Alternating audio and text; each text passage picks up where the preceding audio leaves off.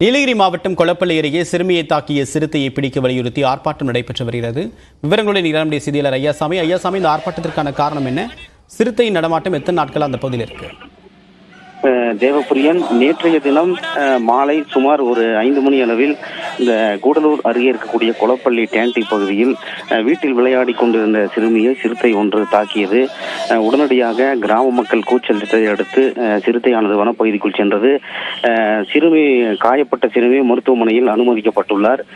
இந்த சம்பவத்தை காரணமாக தான் தற்பொழுது கொளப்பள்ளி கிராம மக்கள் பஜார் பகுதியில் ஆர்ப்பாட்டம் நடத்தி வருகின்றனர். கடந்த சில நாட்களாகவே சிறுத்தை நடமாட்டம் என்பது இந்த பகுதியில் அதிகரித்து காணப்படும் நிலையில் ஏற்கனவே 3 பெண்களை தாக்கியது. அதில் ஒரு பழங்குடியின பெண் பரிதாபமாக உயிரிழந்தார்.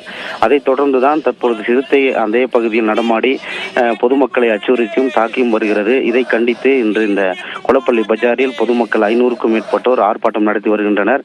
சிறுத்தையை உடனடியாக வனத்துறையினர் கூண்டு வைத்து பிடிக்க வேண்டும் என்பதே இவர்களின் நோக்கமாக உள்ளது. சுமார் இந்த கொளப்பள்ளி பஜார் பகுதியில் 100க்கும் மேற்பட்ட கடைகளை அடைத்து ஆட்டோக்கள், ஜீப்கள் ஏதும் இயங்காமல் இந்த கண்டன ஆர்ப்பாட்டத்தை நடத்தி வருகின்றனர். தொடர்ந்து இந்த பகுதியில் சிறுத்தை நடமாட்டம் என்பது காணப்படுவதால் பள்ளி குழந்தைகளும் பொதுமக்களும் பணிக்கு செல்லும் பொதுமக்களும் மிகுந்த அச்சமடைந்துள்ளனர்.